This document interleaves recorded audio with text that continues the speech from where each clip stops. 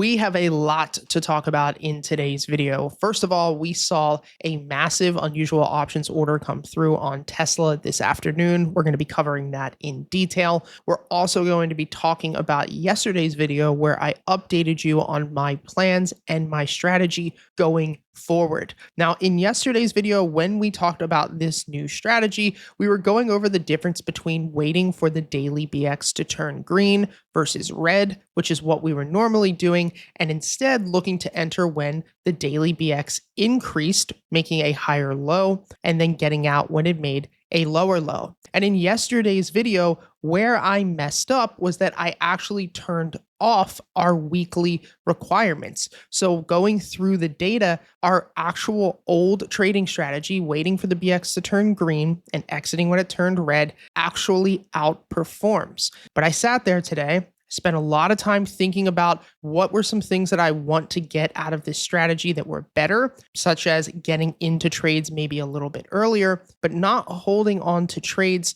too long, but not giving back too much profits by getting out too short. One of the things that you will notice is during these massive rallies and these massive breakouts, if we're selling when the BX starts to show first signs of weakness, and I'm going to explain this all in detail in this video, we could end up missing out on a lot of profits. And so that's something that I wanted to get rid of. I was thinking to myself, meditating upon the strategy, what makes both of these bots and strategies work. And I thought to myself, why don't we make a hybrid? Why don't we look to get in when the BX trender first shows higher lows or signs of buying pressure, but instead of getting out as soon as that buying pressure starts to leave, let's hold until the BX trender actually turns red. And you can see here that that new strategy, which is a hybrid of these two, actually outperforms both of them. And so in this video, my goal is to cover the unusual flow that we talked about that came through earlier this morning,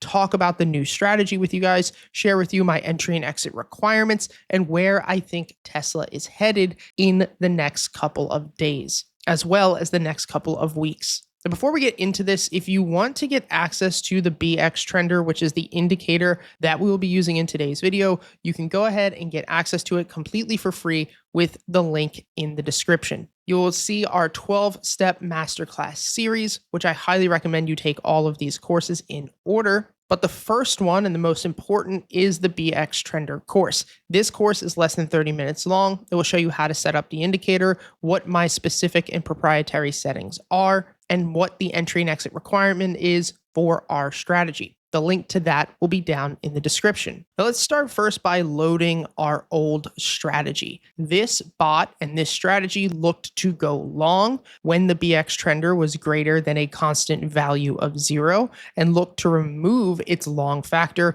when it was less than a constant value of 0, all while meeting our weekly and monthly parameters. That constant value of 0 can be seen here on the right side of your screen. And all that means is that if the BX trender is above 0, it's going to be green. If it's below 0, it's going to be red. This has very, very strong returns. Over the past 12 years, 11,800% returns across 100 trades, 56% win rate, and a 4-to-1 risk versus reward. And you can see here, looking to the right side of your screen, that we would have actually beaten the buy and hold return. This blue would have been our returns versus just buying and holding would have been this gray line. So obviously it would be much better to do this than simply just buy and hold for the past, decade and a couple of months. Now, one of the things that I don't really love about this strategy specifically is that while it waits for a true breakout and solid confirmation with this BX trender turning green,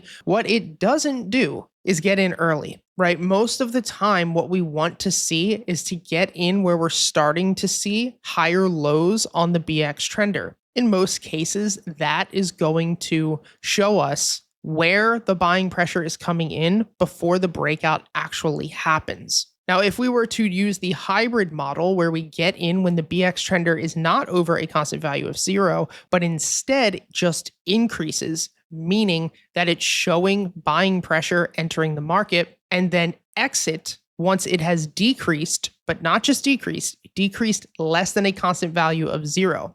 So what that means is it's not going to get out when it's decreasing and making lower highs. That's what that increase bot that we went over yesterday is going to do. Instead, it's actually going to hold through these decreases and only exit when the BX trender turns red. This is very important because what this is going to do is allow us to get into these positions earlier, and it's going to allow us to hold on to these positions longer during those macro expansions. I mean, if we look at the returns here, they're astronomically better, which is crazy than what we just saw. This return over the past 12 years would be 19,000%. Of course, this is compounded, but so is buy and hold. If you're trading this in a Roth or something, then this is the actual returns that you're going to get. The win rate is only 48%, but that doesn't matter because the risk versus reward with this one is even higher at 4.3. So our average win is about 11%. Our average loss is 2.6%.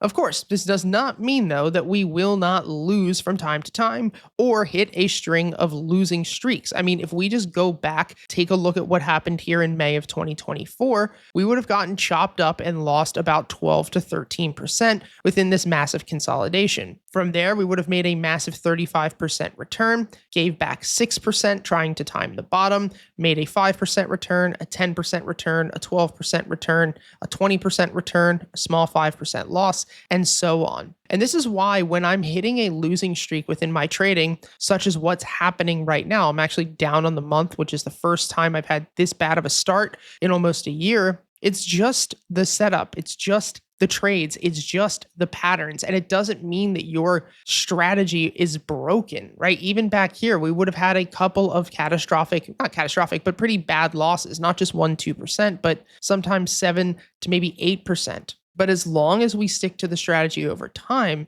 obviously we will do very, very well. So now that we have that out of the way, let's talk about price action today and that unusual call that came through.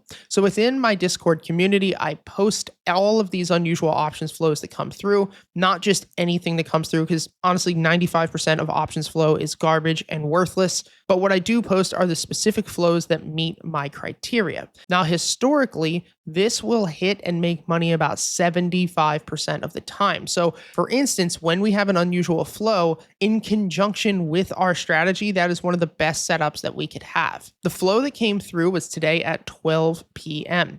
Expiration was 7/3/2025. So that means it's going to be expiring next month. This came _A, which means at the ask. If you want to learn how to read this in more detail, go to our free courses. Scroll down to the Options Flow Mastery course. In less than 30 minutes, you will know how to read these and interpret them on your own. Now, this shows the three things that we like. Size, $3.2 million, so it's not a small order. Time, 1 month till expiration at least. It doesn't expire tomorrow. And urgency, being a sweep, meaning it was filled out all on one exchange. And _A, which means it was filled at the ask. Notice as well that the spot was at $328. That's how much Tesla was trading at when this flow hit. And the strike price was $285, which is deep in the money. For a lot of people, you might think that that's silly, but honestly, that's what we want. We want to see something that's deep in the money because it means in most cases that it's going to be an institution who is not looking to just lose capital to theta decay, implied volatility, etc.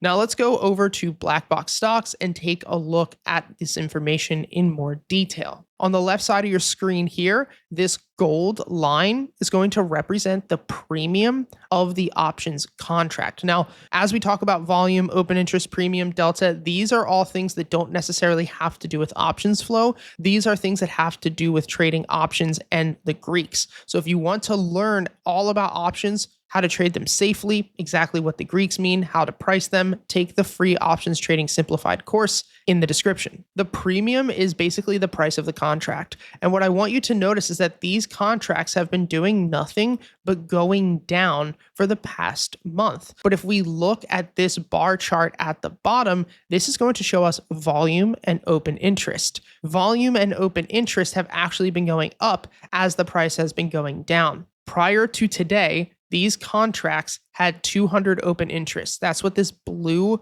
vertical bar is showing us. 200 OI means that there were 200 of these contracts held going into today's session. The volume is how many of these contracts were traded today. You can see this was 757. This is very important because there is basically 4 to 5 times the amount of volume than there is to open interest. I want you to also notice under details this 670. This is very important because that's the amount of contracts that this individual bought. And here's how we can tell that they did not close this position today. If there's 750 options traded today, if they bought 650 and then sold the 650, that means that the volume minimally would have to be 1,300. So we know that this individual is still holding these calls going into tomorrow's session. Now, does this mean that the stock has to bounce? Does this mean that this individual is going to be right? Of course not. I have seen whales lose money in the past,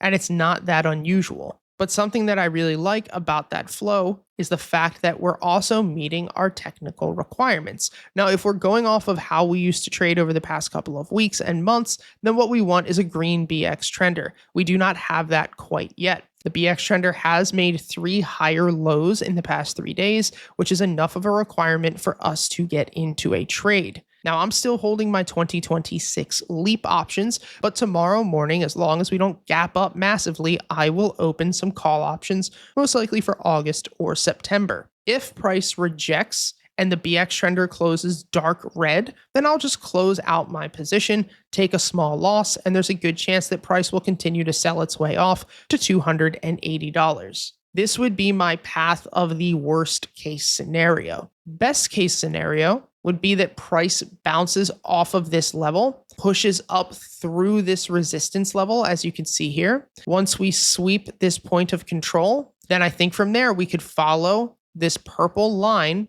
which is what our bot is predicting the stock to do, and push up into highs around $420 before another potential rejection. No matter what ends up happening, my goal is going to be to stick to my trading system. If we're able to make a profit on short-term calls, amazing. If price sells off, we'll take the loss and move on. Let me know what you guys think down in the description. If you want access to all of my real-time trade alerts, all of our private indicators, and access to all of these real-time trading bot alerts that we go over inside of these videos, then go ahead and check out our Discord community at the very bottom of our masterclass series. Thanks for all the support, guys.